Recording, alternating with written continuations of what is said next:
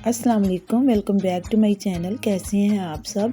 आज मैं आपको बहुत ही टेस्टी ऑमलेट बनाने का तरीका बताऊंगी। तो जल्दी से वीडियो को स्टार्ट कर लेते हैं। एक पैन लेंगे और उसमें पानी को बॉयल कर लेंगे और उसमें मैं डालूंगी ये मैगी नूडल्स। ये आपने बस थोड़े से ही इनको पकाना है, यानी कि हल्का सा ये पक जाएंगे तो फिर हम इसको बाहर निकाल लेंगे। ये देखें, एक बॉयल में ये जितने के पक जाएंगे बस हमें इतना ही चाहिए। तो मैं इसको छान लेती हूँ। मैंने उसको अच्छे से छान के ठंडे पानी से वॉश कर लिया है। अब एक बोल लेंगे, उसमें ये नूडल डाल देंगे। उसमें मैं तकरीबन 4 अदद अंडे डालूंगी।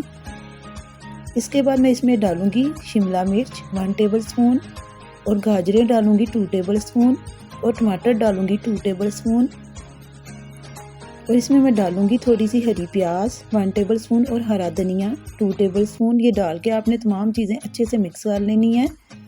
ये देखें, इसी तरह प्याज मैंने इसमें ऐड नहीं किया, मैंने बस थोड़ी सी हरी प्याज इसमें ऐड की थी, उसका ग्रीन वाला हिस्सा, ठीक है।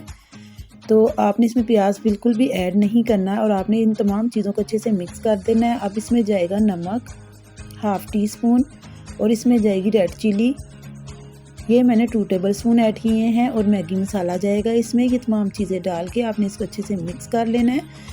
तो ये देखें, ये जो रेसिपी है ना, ये बच्चों की जान है, यानी कि जो नूडल है ना, ये बच्चे बहुत शौक से खाते हैं। आप उनको इस तरीके से लंच बॉक्स में बना के देंगे तो वो बहुत ही खुशी से ये खाएंगे और हर रोज़ आपको यही कहेंगे कि यही बनाना है हमने।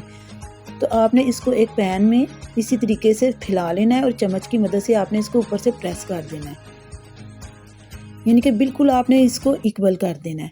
और अगर आपको वीडियो अच्छी लग रही है तो प्लीज़ आप वीडियो को लाइक कर दें और चैनल को सब्सक्राइब कर दें और अपने दोस्तों के साथ ज़्यादा से ज़्यादा शेयर करें। तो देखें, मैंने इसको तकरीबन 7 से 8 मिनट के लिए ढक के पकाया है। अब इसकी हम साइड जो है ये चेंज कर लेते हैं। तो एक प्लेट लेंगे, उसमें आपने इसको इसी तरीके से पलट देना है। तो ये आसानी से हो जाता है, कोई भी मुश्किल काम नहीं होता। तो अब हम इसको दूसरी साइड से भी अच्छे से पका लेंगे। तो तकरीबन 5 मिनट तक आपने इसको लो मीडियम फ्लेम पे रख के पकाना है। तो मैं इसको एक प्लेट में डाल लेती हूँ। ये देखें कितना डिलीशियस और टेस्टी लग रहा है। तो मैं उम्मीद करती हूँ आपको मेरी वीडियो ज़रूर पसंद आई होगी। अगर पसंद आई है तो प्लीज़ आप लाइक करें। तो मैं आपको कट करके भी दिखा देती हूँ इसकी लुक।